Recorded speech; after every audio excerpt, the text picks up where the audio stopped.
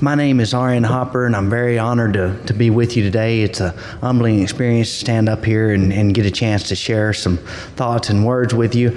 I don't speak a lot, and I'm not a great speaker, but it doesn't matter how many times I do this. Every time I stand up and I look out and I see a bunch of faces, my mind empties and it seems to fill my bladder and make it feel full. But I'm gonna do my best and be patient with me, and if I don't do good, it really won't be my fault, because, Rick asked me to talk, but he asked me pretty late, so that means that probably there was someone else that wasn't able to be with you. So if I don't do well, it's really more their fault and Rick's fault. But seriously, I'm very thankful for the opportunity to be here, and I'm grateful, and I thank Rick, and I thank TAWC for the work that they do. They do a great job, and I'm happy to be a part of the project. We had a little speakers dinner last night, and there was a guy there named Matt Williams, and he said, well, do you have a joke? And I thought, you know what? I don't have a joke to start. So I'm driving home, and I'm just like beating my brain thinking, I need a joke. And the only thing I can think of is, well, it's too late to show slides of my recaps of this year's cotton crop, and that really wouldn't be all that funny anyway. But this was a kind of a hard year on quality, and I would say that this year our average loan price was probably around 43 cents. And so if I showed that those recaps, it wouldn't be all that much fun anyway. But it made me think, the title of my presentation is When Less is More. And that's something that I've really had a hard time getting my mind around over the years. We probably put anywhere from 4 to 6 inches of irrigation on this year's cotton crop. About an inch to an inch and a half of that was used to water it up, nothing pre, and the rest was in late July or through August. We also put an inch on in September. And I think that we would have made more cotton if we hadn't put any in August and September. And we put 50 to 80 units of nitrogen on. That went on in late July, or kind of in August between the rains. And that was also too much. And I got to thinking, it's maybe I'm not the guy to be up here talking about when more is less, because we didn't put a lot of water, or I thought nitrogen on this year's cotton crop, but what we put, the way it turned out, it was too much. And this is something that's hard for me to wrap my head around, and hard for me to live by. And so throughout this presentation, sometimes I'll be talking to myself as much as anyone else, but we're all so much a product of the times that we grew up in and the situations, and we bring that bias into the way that we view the whole entire world around us, and it shapes the paradigm through which we think and measure and view everything. I went to high school, started high school in 1992. I started college in 1996, was back on the farm as a young adult by 2000. So I'm very much a product of that 1990s. A lot of other things happened, but really, there were 3 distinctions since I've been growing up and back on the farm, and 3 times that I can really remember, and it was the 90s and the 2000s and now the 2010s, which are nearly over. I guess if I was 10 years younger or 10 years older, I would probably know how to break dance, or at least moonwalk. If I was 10 years younger, I would probably understand social media, and I don't. I've been thinking about getting on MySpace for like 10 years, and the 5 years before that, I thought about getting on Facebook, but I never have got around to it, and I just don't get it. I live in the house that I grew up in, and now it's weird because there's all these little people in that house, and they call me Dad. I don't know why. But they are always asking me questions, and sometimes I know the answers and sometimes I don't. And it's so strange because they just keep getting bigger. I woke up in the middle of the night last night, and our littlest man was like right there, and he's got the flu. And then I got up this morning, and we had been out last night at the little speakers dinner, and I noticed Jeff had a vest on. He looked so cool. I thought, I've got a vest. I'm going to wear that. And so I got this for Christmas 2 or 3 years ago, but I've only worn it once, and it wasn't in my closet. And so I'm thinking to myself, where could it be? And so I go back to our 16-year-old's closet, and there it is. He wears it all the time. I never noticed.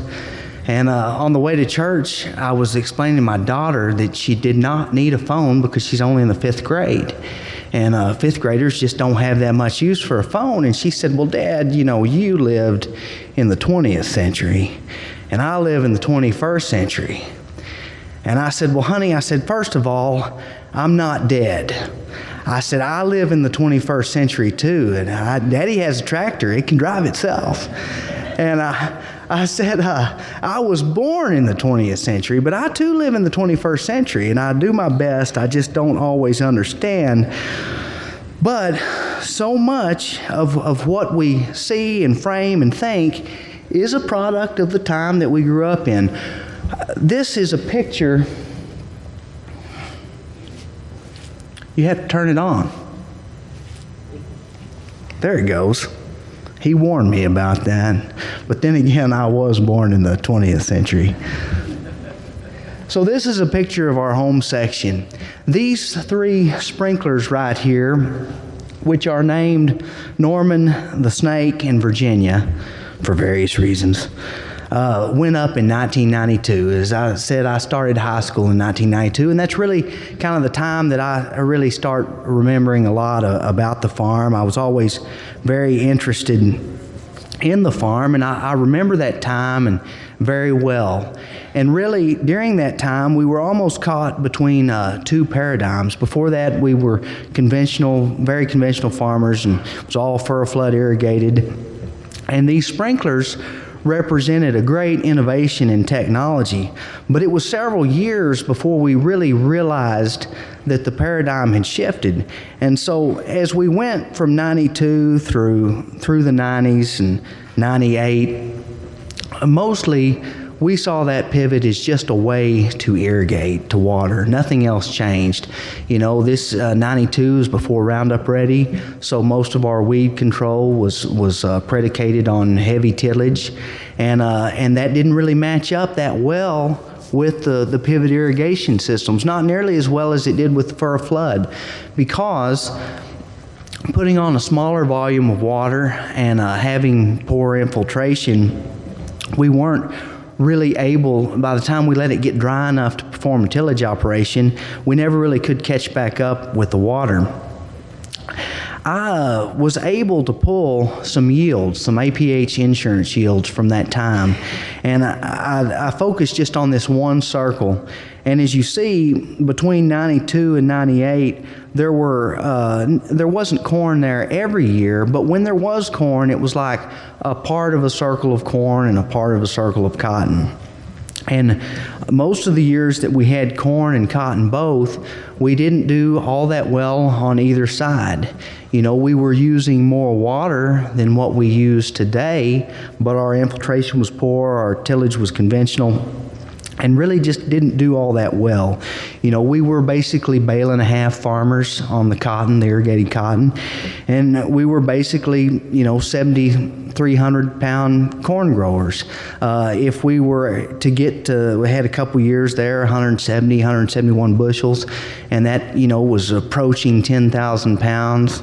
And 10,000 pounds was kind of the benchmark. I mean, we thought that was probably the top end of anything that could be done.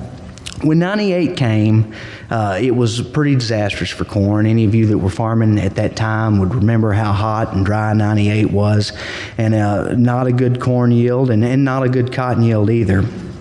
But keep in mind that through all of that time, we were irrigating with a pivot, but we were farming very, very conventionally, and just as we had in the row water paradigm.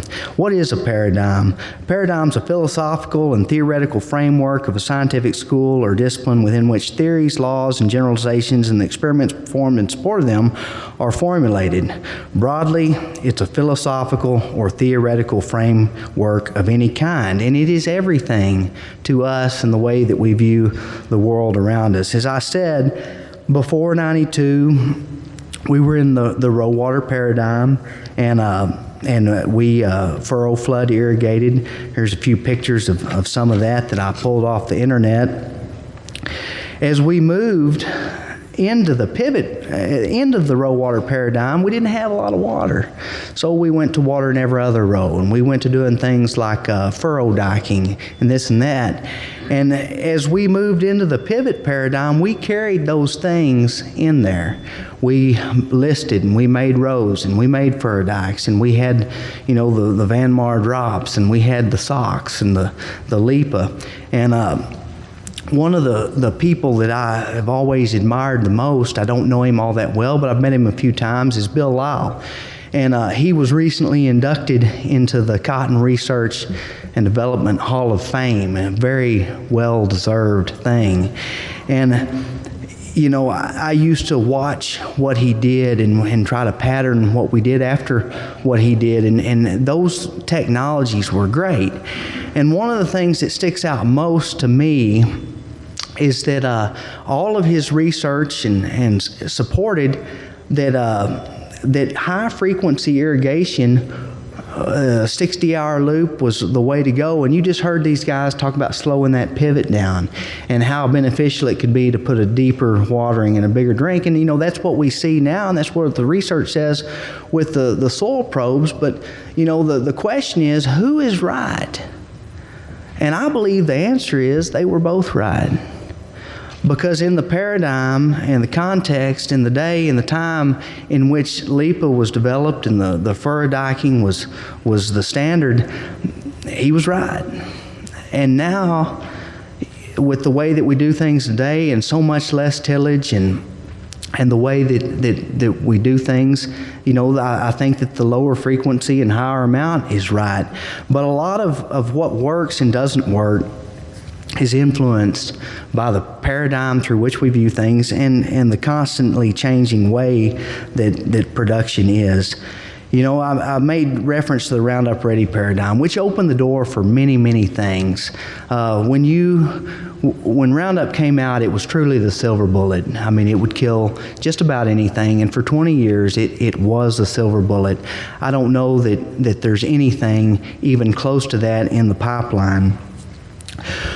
But as you think about shifting gears from the 90s to the early 2000s, we were largely conventional in the early 2000s, but the advent of Roundup Ready and our decline in tillage allowed us to start trying to do some things differently.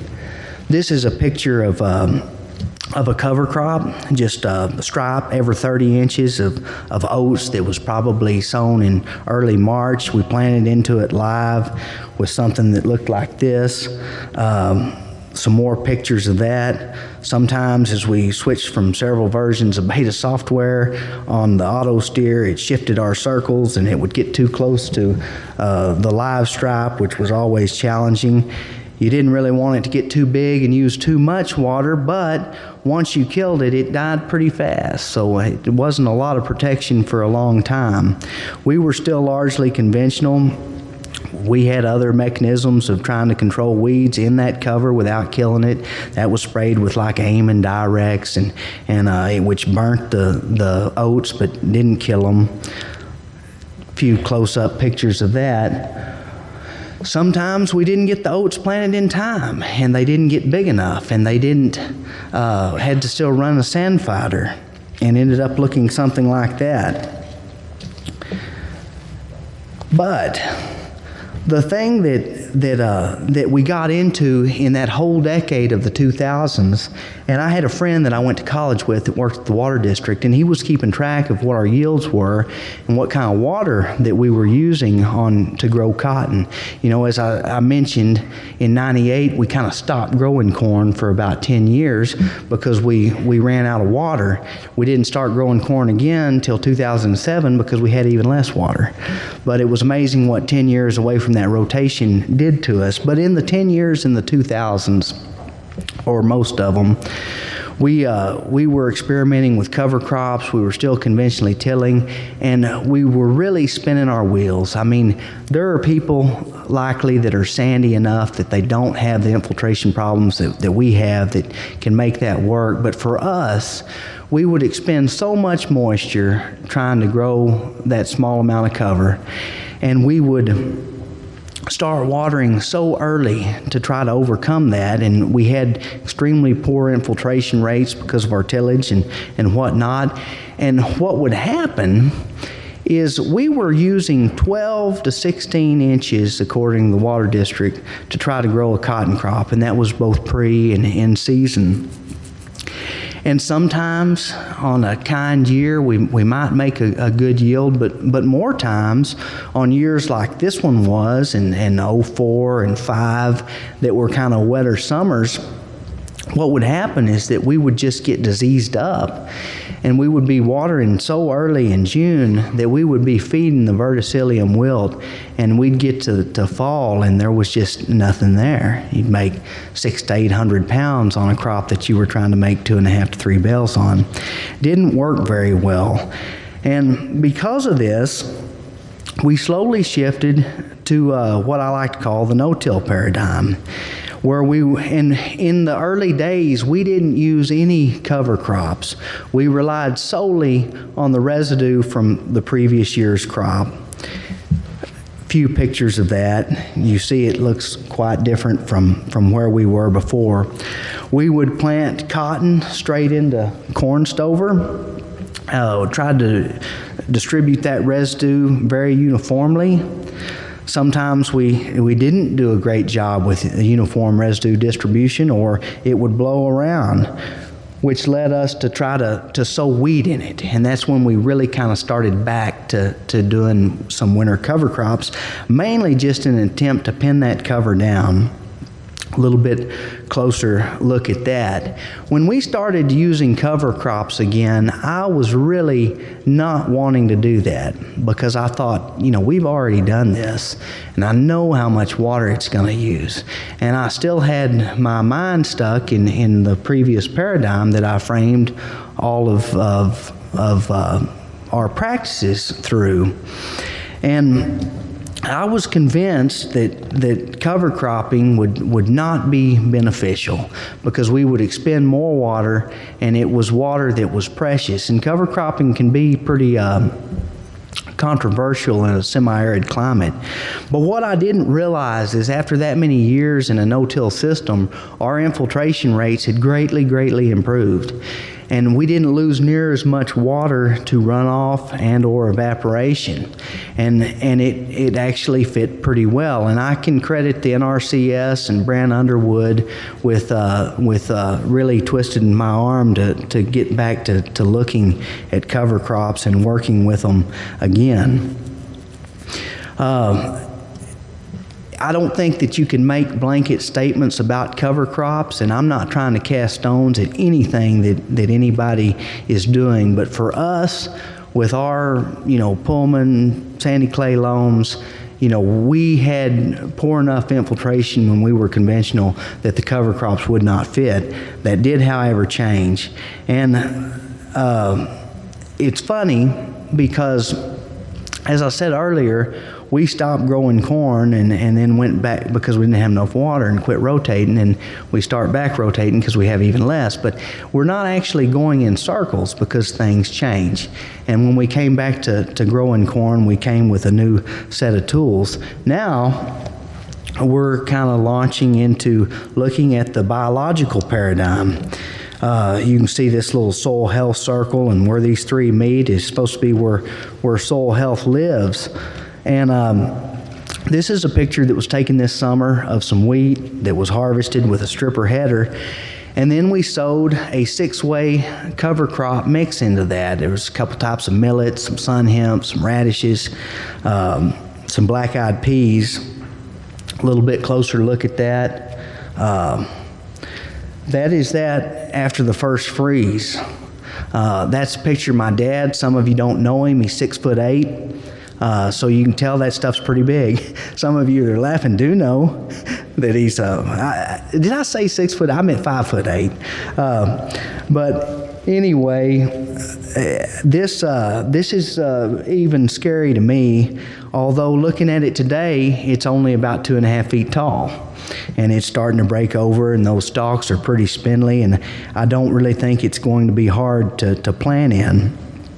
This is part of a study that Cotton Incorporated funds through Texas Tech, and they measure the microbial activity. They measure the organic matter and some other things, and they measured that organic matter this fall at 1.97%, which is the highest we've ever gotten to, and a lot of that is a credit to the biological activity in the soil.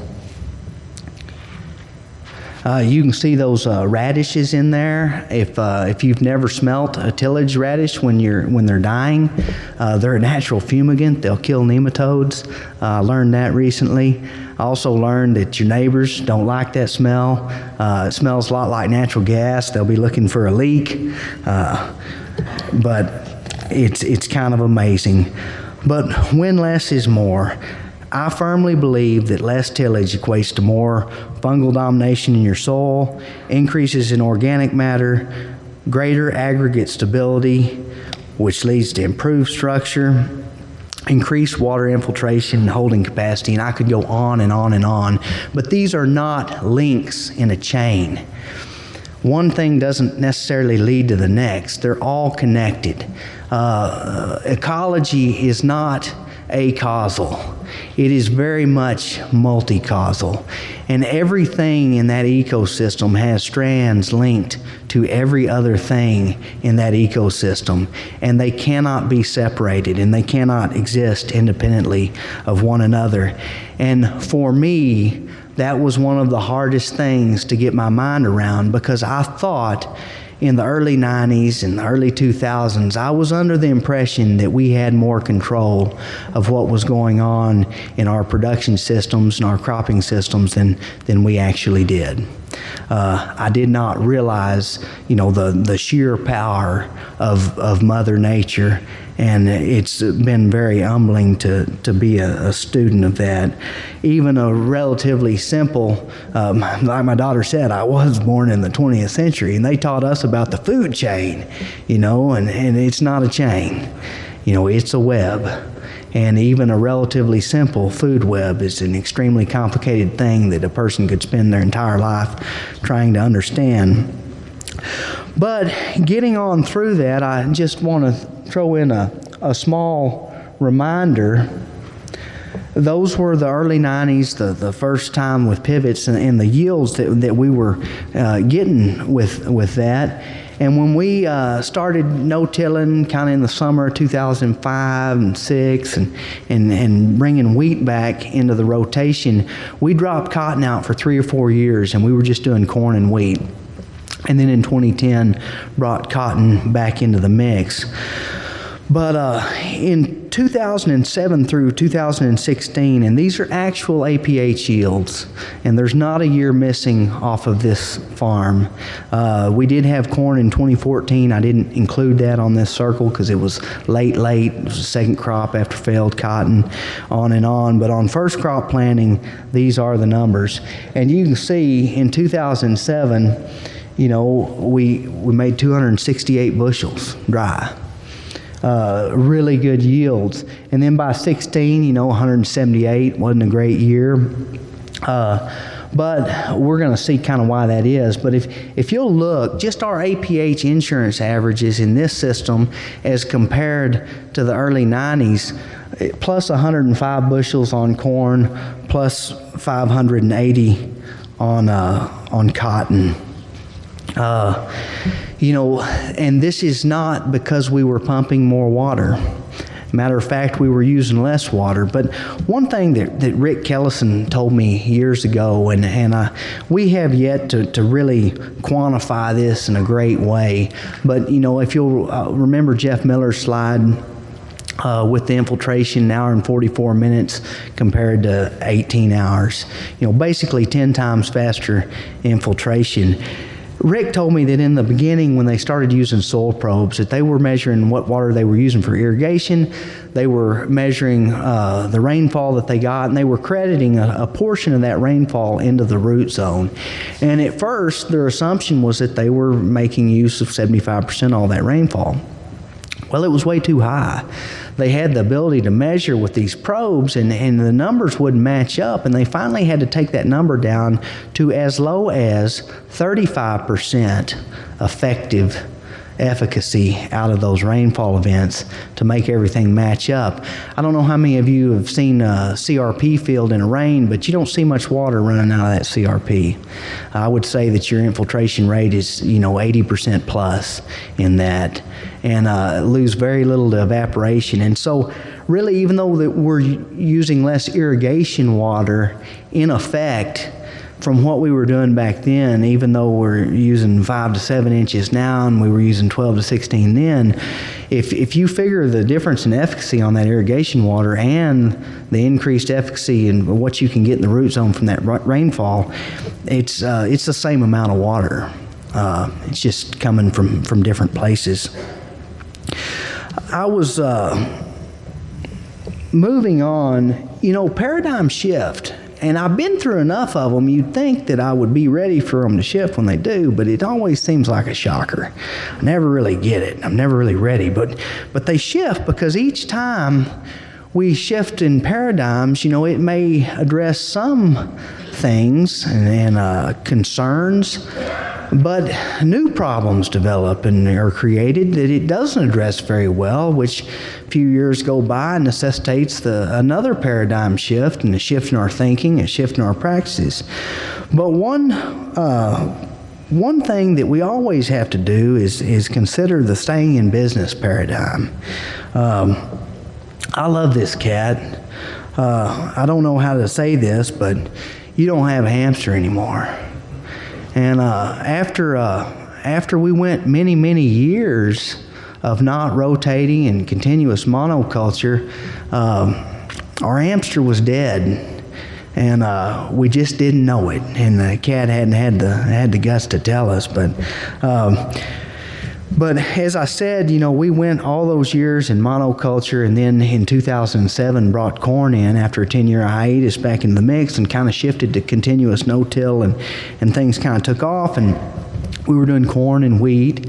And then, long about 2010, we brought cotton back in the mix. It was a great year to do it.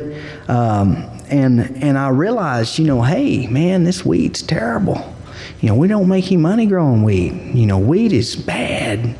We can't afford to do this anymore. We're not doing well, and so we replaced the wheat with another pie of corn, and we were growing 2/3 of our irrigated acres in corn.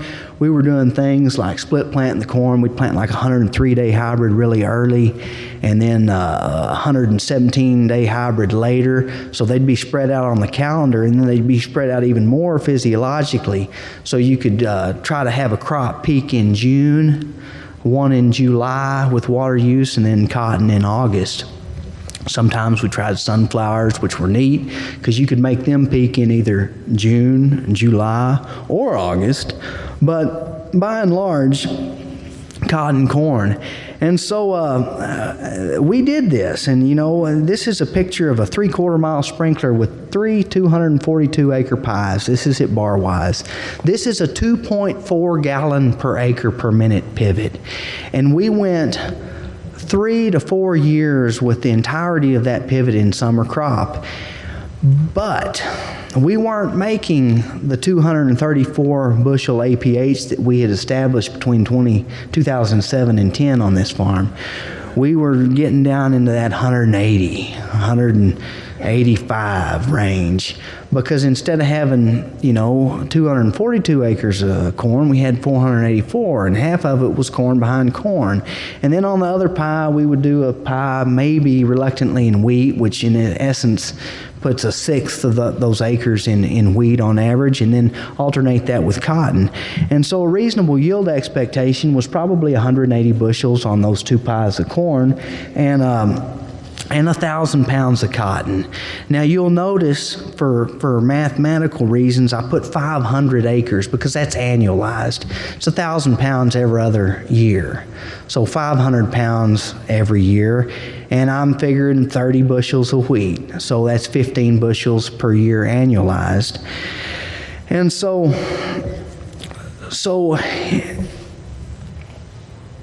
anyway, I was in Salina, Kansas, and I heard a guy named Dwayne Beck, and he was talking about different rotations they had at Dakota Lakes Research Farms. And he was talking to, their beans and corn. The most prevalent rotation in the Midwest is beans and corn. And then some of the more progressive ones will sometimes do corn and beans. But by and large, it's beans and corn. Well, Dwayne was there, and he had 10 years worth of data on different rotations. And I don't remember what they all were, but the bottom line was when they had wheat in the rotation, they made an additional 25 bushels of corn and additional 13 bushels of beans. And he threw all the math up there with the difference in production cost and whatnot, and sure enough, with that wheat in the rotation, they were more profitable. And he said that most people, farmers in the Midwest, told him that they couldn't afford to grow wheat, but looking at those numbers, he didn't see how they could afford not to. So I got to thinking, I hadn't been growing wheat in a lot of years, and we're not making 268 bushel corn anymore, and we're just falling further and further, and we're pushing it. So I just got to thinking about doing the math on putting that wheat back in the mix. And so this is what it would look like if you had 242 acres of cotton, just a pie of corn, a pie of wheat every year. I still left the wheat at 30 bushels, not really pushing the wheat. It's not driving the system, or it's probably going to be grown at a loss in that system. Well, it most definitely will. But went back to the old APH of the 230 bushels from the 180. Remember, water's limiting here. And went from 1,000 pounds every other year to 1,300 pounds every year.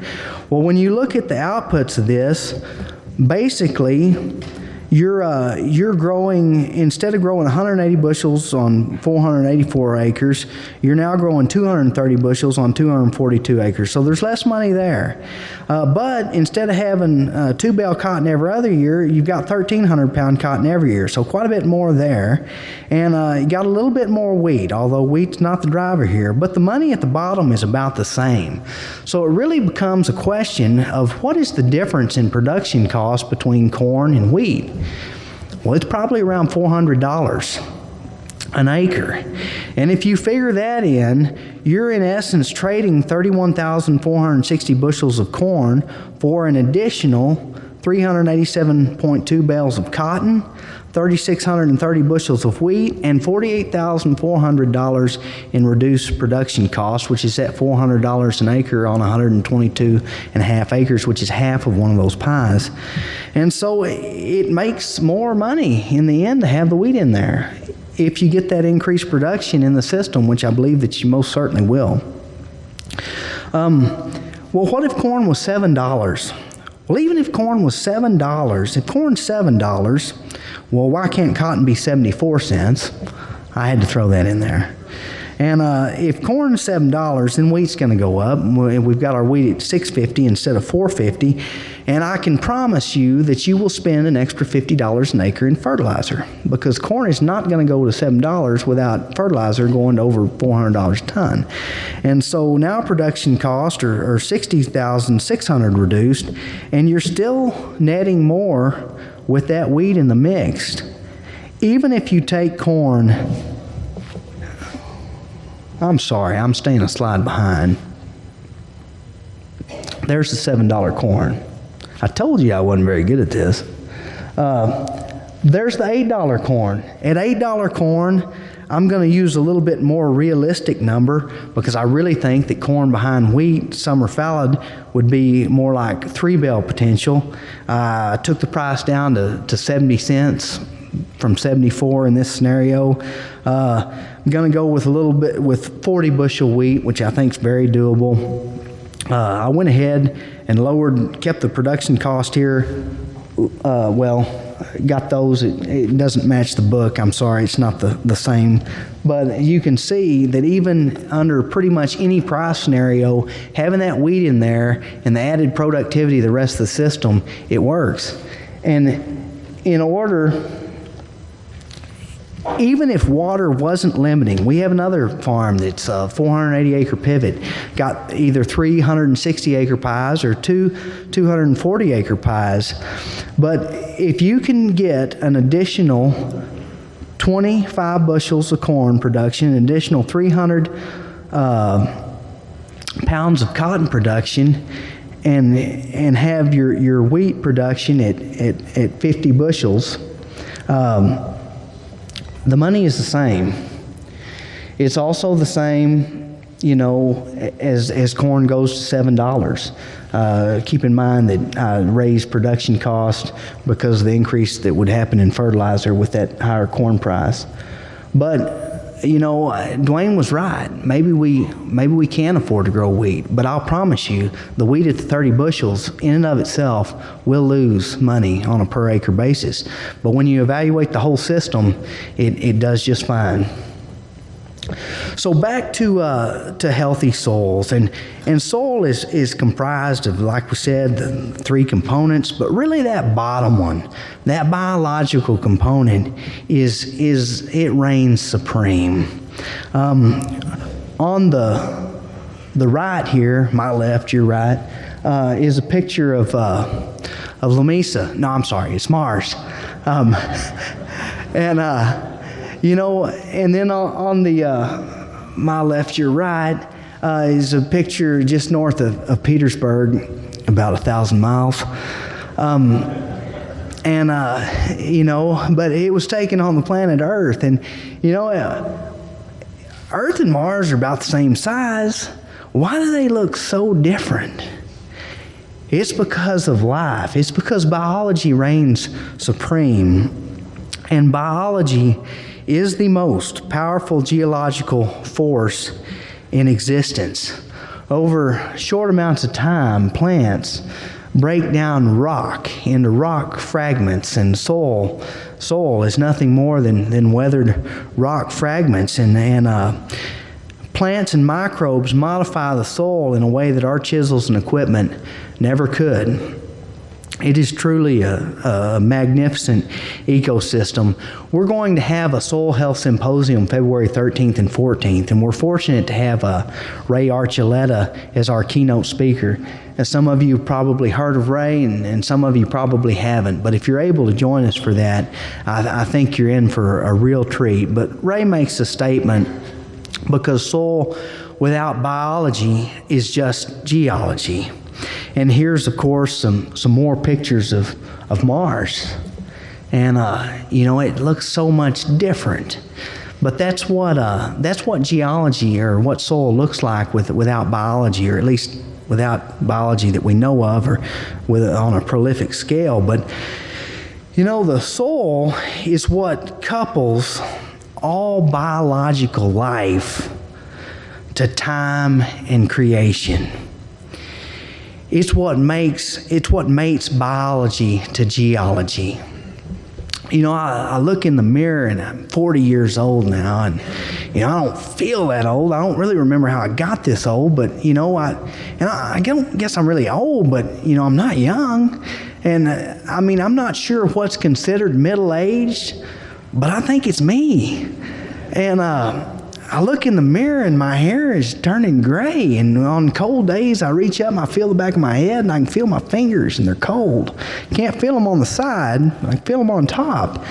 And I wonder how this happened, and I'm overweight. I could lose 25 pounds, and but I get to thinking, really, the constituents that make up my body are as old as creation itself. So really considering I look pretty good, But the soil is where that happens. The soil recycles all life on the planet.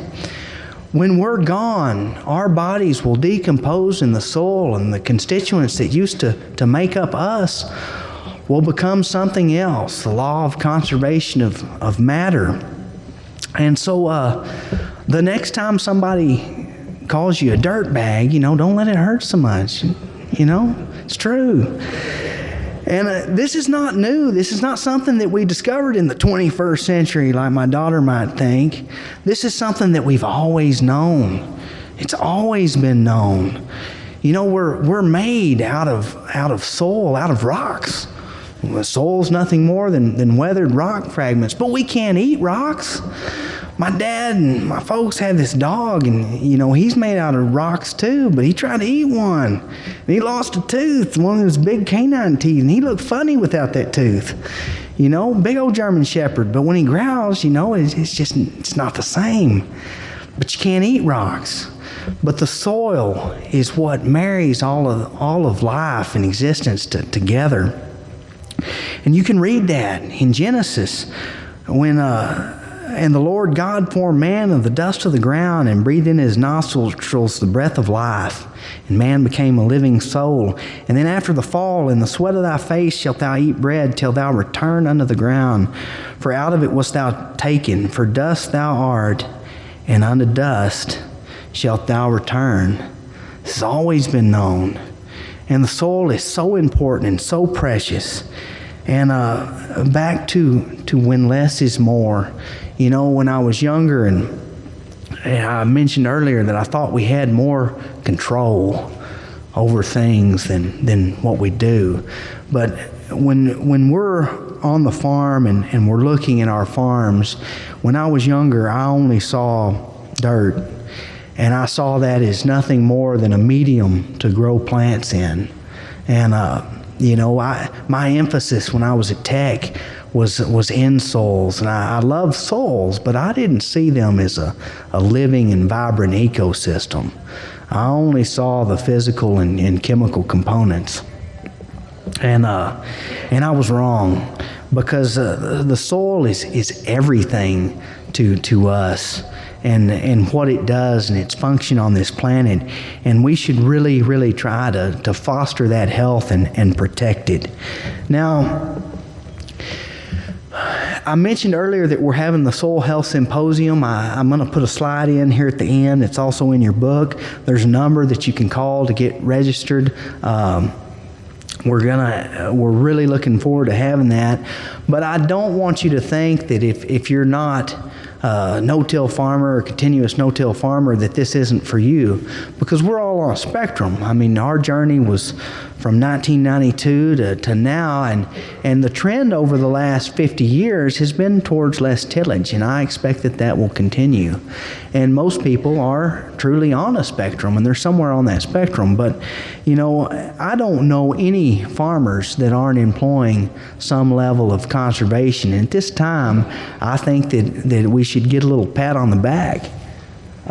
Sometimes we don't get enough pats on the back, and I don't know if you can read that, but like so many other husbands, Eldon felt guilty for paying for it. But then again, he never got any at home, and that's the attaboy machine, where you can pop in 24 cents and 25 cents and get you a pat on the back. But seriously, we should all take a moment and think about our level of conservation and stewardship, and realize that we are going in the right direction, and we need to continue that journey. It's been an honor to speak with you today. I hope that you can join us at the the Soil Health Symposium. This is going to be, we have some sponsors, but there's a new nonprofit organization that myself and a couple other growers, Kelly Kettner and Jeremy Brown, have started called No Till Texas. And we're looking forward to making this an annual event. We hope that you can attend. It'll be about half science and about half farmer presenters. Sometimes less is more. And when we get our mind framed in the right context and the right paradigm, it gets to be easier to see that. All through those years when we were pumping a lot of water, we just, we thought that production should be linear. And with corn, sometimes it is pretty linear, though. The more inputs you have, the more you can make. But with cotton, it is certainly not. Cotton does not always respond positively to more inputs. And any time that we start massively altering ecosystems, and make no mistake, when we plant a monoculture crop, we're massively altering an ecosystem. You will never, I can promise you, you're never going to be out in nature and stumble onto 32,000 corn plants on an acre, or 55 to 60,000 cotton plants on an acre. That's not going to happen. And when we do that, we open ourselves up to all kinds of problems, whether it be insects, weeds, or disease. And that's not to say that I think that farming is a bad thing. You know, agriculture is the basis of civilization, and the way that it provides for distribution of labor. It's a good thing. But the more that we can make our systems mimic a natural system and a natural ecosystem, the better off that we are. I thank you for your kind time, or your kind attention and your time today, and I appreciate each of you for being here, and thank you. Might have time for a question.